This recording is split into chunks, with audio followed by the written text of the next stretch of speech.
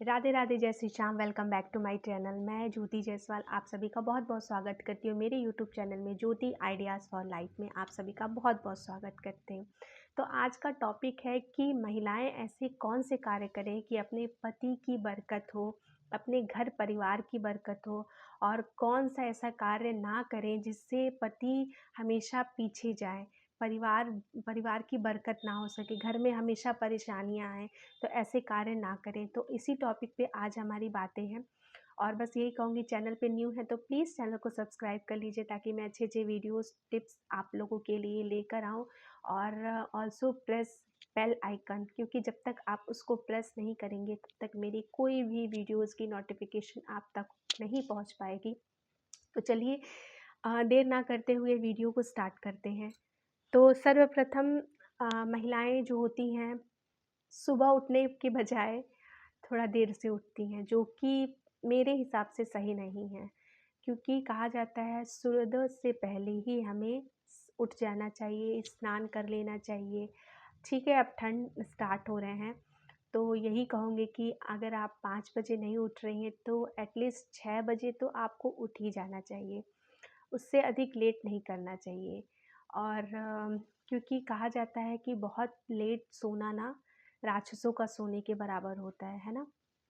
ठीक है, कभी कभी जैसे कि संडे है, बच्चों की छुट्टियां हैं तो कोई बात नहीं, लेडीज़ों को भी एक दिन तो छुट्टी मिलनी चाहिए संडे को। लेकिन कहाँ हो पाता है, हम लोग के पति हैं, बच्चे हैं, घर परिवार है, सबको तो खाना देना ही देना है सुबह सुबह।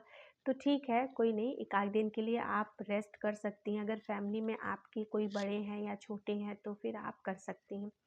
तो सर्वप्रथम हमें सुबह उठना चाहिए। ठीक है, तो सुबह उठने से पहले हमें रात में क्या कार्य करने चाहिए। देखिए, अगर आपको कल सुबह है, ठीक है, रात में आपको क्या करना है, 1 लोटा जल, ठीक है, तांबे का कोई भी आप लोटा ले सकते हैं। ऐसा नहीं है कि आपको तांबे का या पीतल का या फिर स्टील का, जो आपके पास हो वो जल आपको भर के अपने द्वार के पास रखना चाहिए। जैसे कि मैंने घर का गेट बंद कर दिया, ठीक है, उस गेट के अंदर उस लोटे को वहाँ पे रख देना है।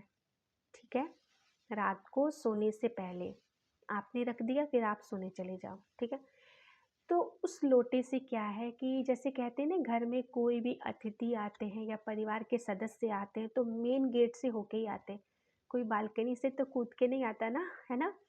तो मेन गेट से जो भी पॉजिटिविटी या नेगेटिविटी, ये सारे मेन गेट से ही आते हैं। ठीक है, पॉजिटिविटी आएगी तो उसके लिए ठीक है, नेगेटिविटी आएगी तो उसके लिए आपको ये कार्य करने हैं। ठीक है, तो आपको रात में 1 लोटा जल मेन डोर के पास आपको रख देना है।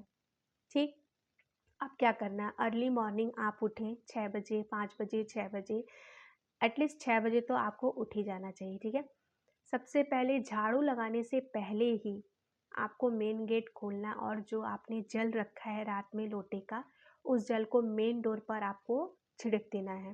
ठीक है, उससे क्या होगा कि आपके डोर के पास जो भी नेगेटिविटी रात भर बैठी थी या है या नहीं है, वो सारी वहाँ से हट जाएगी।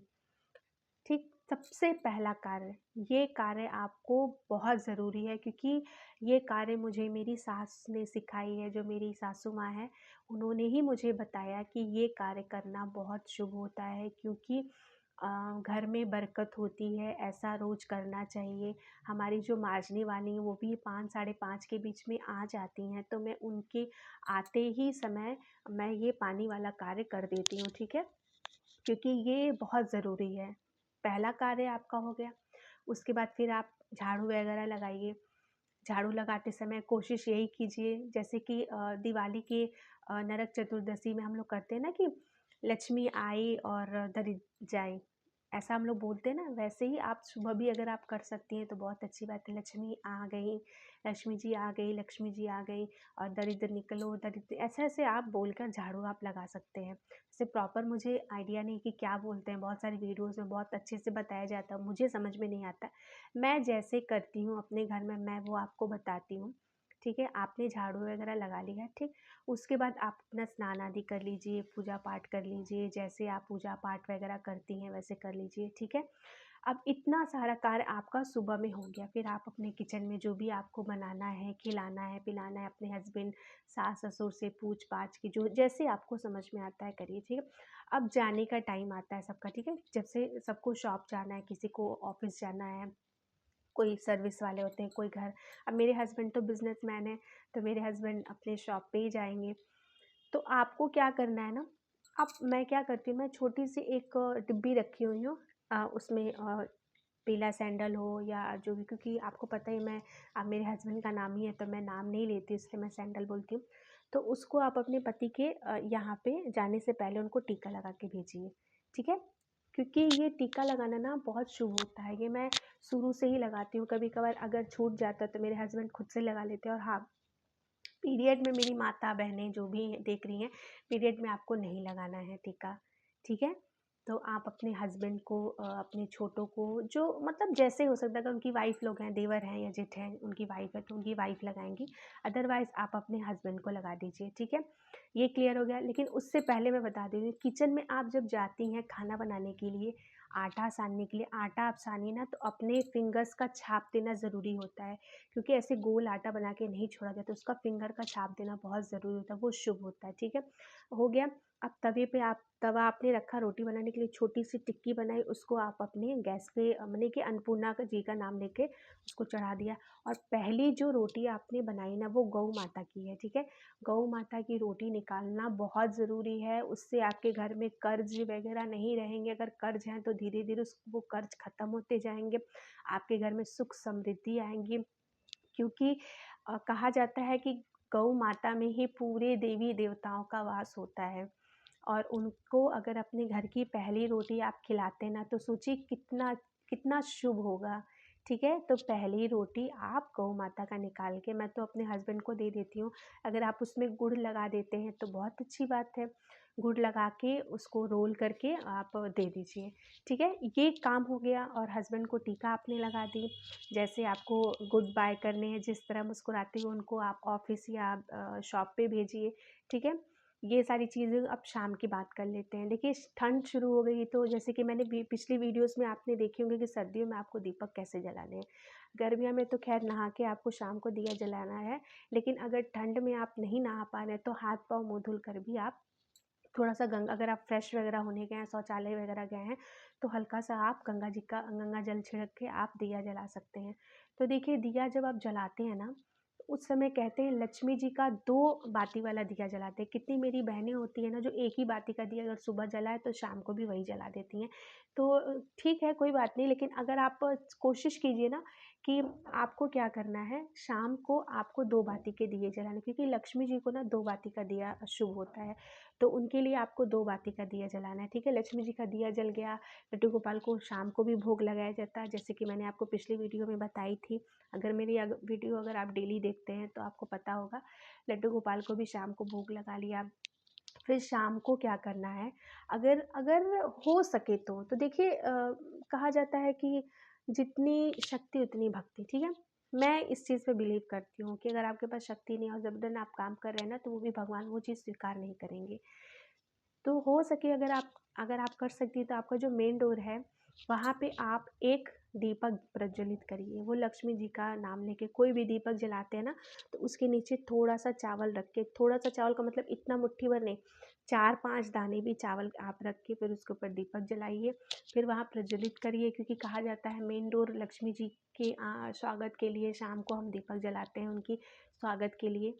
तो अगर आपसे पॉसिबल हो पाए तो आप चला सकती हैं, ये बहुत शुभ होता है। चलिए, सबसे सर्वप्रथम बात करती हूँ कि आप ये सारी चीज़ें कर रही हैं, बहुत अच्छी बात है। लेकिन अगर आप अपने सास-ससुर की मान-सम्मान नहीं कर रहे हैं, उनका कहना नहीं मान रहे हैं, या घर में काफ़ी कलह कर रहे हैं या झगड़ा वगैरह, तो आपका सारी चीज़ें खराब आपके लिए हैं। सबसे ज़रूरी क्या होता है ना, सास-ससुर की सेवा करना। जो कि हर एक माँ-बाप अपनी बेटी को सिखाते हैं कि आप जिस भी घर में जाओ ना, वहाँ आप सबका कहना मानो, सबकी बात मानो। अब मैं ये नहीं कहूँगी कि गलत चीज़ों के भी आप सपोर्ट करिए, जी नहीं। जहाँ आपको लगे कि हाँ, ये सारी चीज़ें गलत है, वहाँ आप बोलिए नहीं ये चीज़ सही नहीं, ये गलत है, ठीक है। लेकिन अब आप ये कहिए कि सास ससुर बहुत अच्छे हैं, बहुत बहुत अच्छे हैं, अगर आप उनकी कोई बात नहीं मान रही, या वो उनको कुछ खाने का मन कर रहा है आप नहीं बना रही हैं, या उनके पैर में दर्द है या कमर में दर्द, बहुत सारी चीज़ें होती हैं। अगर वो आपसे कह रही ना, तो आप, वो कहीं ना कहीं वो चाहते हैं कि आप वो चीज़ करो, ठीक है। तो प्लीज़ मेरी माता बहनें, मैं यही कहूँगी कि घर परिवार एक हाथ से नहीं चलता है। जब तक आप आगे नहीं बढ़ेंगे ना, तो पीछे वाले भी आगे नहीं बढ़ेंगे, ठीक है। तो खुश होके, हैप्पी होके माँ बाप की सेवा करिए, पति का कहना मानिए, तो इससे ना परिवार कहीं ना कहीं एकता में रहता है। अगर आप घर की बड़ी बहू, जैसे कि मैं सबसे बड़ी बहू घर की हूँ, तो मुझे अच्छा बुरा ना बहुत सोच समझ के करना पड़ता है, क्योंकि मेरे पीछे 3 देवरानियाँ हैं, ठीक है। जो मैं करूँगी ना, वो कहीं न कहीं वो भी कहेंगी कि भाभी ने ऐसा किया तो मैं भी वैसे करूँगी, ठीक है। तो कोशिश यही कीजिए कि आप वो काम मत करिए, तो वो काम आप मत करिए। तो बस यही कहूँगी कि वीडियो मेरी पसंद आई है तो प्लीज़ प्लीज़ प्लीज़ चैनल को सब्सक्राइब कर लीजिए, और लाइक शेयर कमेंट करिए, और बेल आइकन को प्रेस करना ना भूलिए, क्योंकि मेरी कोई वीडियोज़ की नोटिफिकेशन तब तक आपके पास नहीं पहुँचेगी जब तक आप बेल आइकन को प्रेस नहीं करेंगे। तो मिलती हूँ नेक्स्ट वीडियो में और अच्छी जानकारी के साथ और अच्छे आइडियाज़ के साथ, और बस आशा करती हूँ कि आप सब अपना बहुत सारा ख्याल रखिए, स्वस्थ रहिए, दीर्घायु रहिए, मस्त रहिए। मिलती हूँ नेक्स्ट वीडियो में, तब तक के लिए जय राधे राधे, जय श्री श्याम।